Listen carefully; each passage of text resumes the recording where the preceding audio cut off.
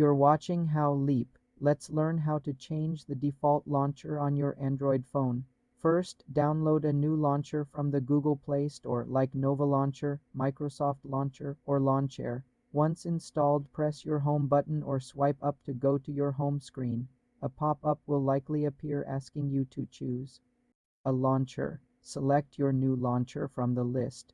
If no pop-up appears, go to your phone's Settings app. Tap on Apps or Applications and Notifications. Tap on Default Apps or Advanced, then Default Apps. Look for the option that says Home App or Launcher. Tap on it. You will see a list of installed launchers. Select your new launcher. The screen will flash, and your new launcher will now be active. You can customize it by pressing and holding on the home screen to access its settings. To switch back to the original launcher or try a different one, simply return to the same default apps menu and select another option. Some manufacturer skins, like on Samsung or Xiaomi phones, may have the setting under home screen in the main settings. If you can't find it, search for default apps in your settings search bar.